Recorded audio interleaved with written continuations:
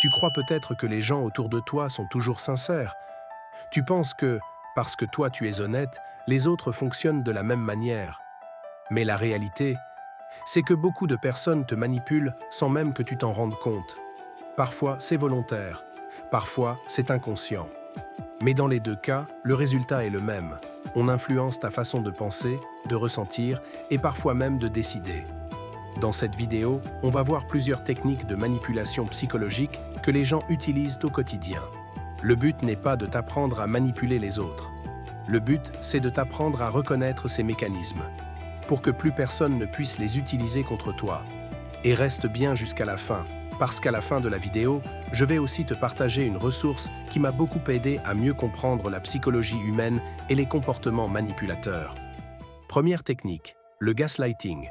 Le gaslighting, c'est une forme de manipulation dans laquelle une personne te pousse à douter de ta propre perception, de ta mémoire, de ton jugement et parfois même de ta propre pensée. Autrement dit, la personne en face essaye d'installer le doute dans ton esprit. Petit à petit, tu commences à te demander si tu as bien compris la situation, si tu n'as pas exagéré, ou si le problème ne vient pas finalement de toi. Et c'est précisément pour ça que cette technique est si puissante. Quand quelqu'un doute de lui-même, il devient beaucoup plus facile à influencer. Prenons un exemple simple. Tu te disputes avec quelqu'un. Objectivement, tu n'as rien fait de mal. Mais la personne retourne la situation, reformule les faits, déforme ce qui s'est passé, puis finit par te faire croire que c'est toi qui as mal compris, toi qui réagis trop fort, toi qui exagères. À ce moment-là, il y a de fortes chances que tu sois en train de subir du gaslighting. Et le plus dangereux, c'est que certaines personnes le font si souvent que ce comportement devient presque naturel chez elles. Deuxième technique, la reverse psychology ou la psychologie inversée. Le principe est simple. Au lieu de demander directement ce que l'on veut, on suggère l'inverse pour pousser l'autre à faire exactement ce qu'on attend de lui. Cette technique fonctionne parce que beaucoup de gens n'aiment pas qu'on leur dise quoi faire. Dès qu'ils sentent qu'on essaye de diriger leur comportement, ils ont envie de reprendre le contrôle. Par exemple, si je veux te faire comprendre qu'une boisson est mauvaise pour la santé, je pourrais te dire de façon absurde « Vas-y, bois-en toute la journée. Matin, midi, soir. Ne bois plus d'eau, bois seulement ça. » Instinctivement, ton cerveau va rejeter ce discours. Tu vas avoir envie de faire l'inverse. Et c'est exactement là que la reverse psychology devient efficace. Tu as sûrement déjà vu ça entre amis. Quand quelqu'un dit « Laisse tomber, ne le fais pas, de toute façon tu n'y arriveras pas », très souvent, la personne en face se sent piquée au vif. Et elle a encore plus envie de prouver qu'elle en est capable. Troisième technique, la restriction du choix. Une personne peut aussi te manipuler, non pas en te forçant directement, mais en réduisant les options qui s'offrent à toi. Quand on limite les choix de quelqu'un, on limite aussi sa liberté de décision. Et à partir de là, il devient beaucoup plus facile de l'orienter vers le résultat qu'on veut obtenir. Cette technique peut prendre plusieurs formes. On te donne seulement deux options, on crée un faux sentiment d'urgence, ou on élimine discrètement toutes les alternatives qui pourraient t'amener ailleurs. Imagine par exemple que je veuille pousser mon petit frère à aller étudier. Si je lui dis directement « va réviser », il y a de fortes chances qu'il refuse. Mais si je lui dis « soit tu vas étudier, soit tu viens m'aider à faire le ménage, la vaisselle et toutes les tâches fatigantes », alors dans son esprit, l'étude devient soudain l'option la moins pénible. Je ne l'ai pas forcé. J'ai simplement construit un cadre où son choix est déjà orienté.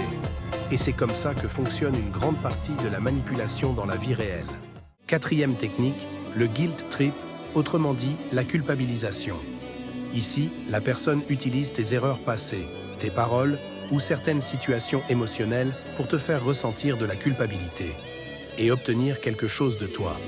Cette technique fonctionne particulièrement bien sur les personnes sensibles, empathiques ou très attachées au regard des autres. Le manipulateur peut utiliser des phrases comme « Franchement, tu as été dur. Tu n'aurais jamais dû faire ça. Après tout ce que j'ai fait pour toi, voilà comment tu me remercies ?» Le but n'est pas seulement de te faire réfléchir.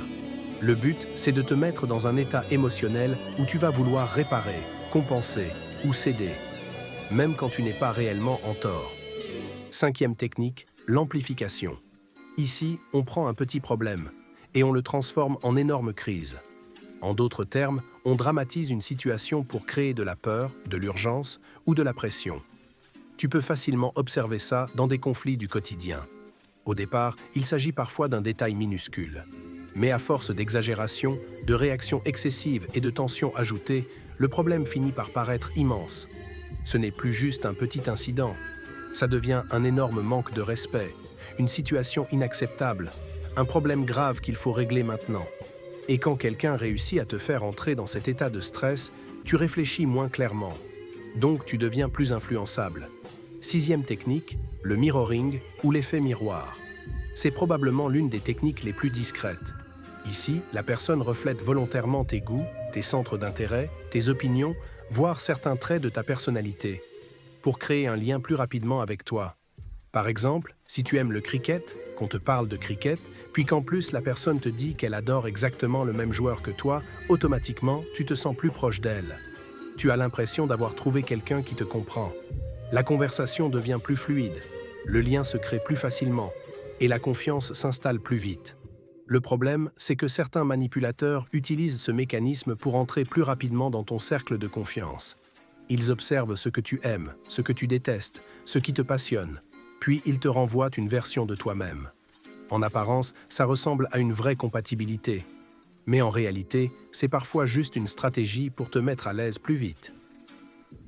Si tu veux en apprendre plus sur la manipulation, j'ai mis dans la description un e-book gratuit pour apprendre les mécanismes invisibles de manipulation.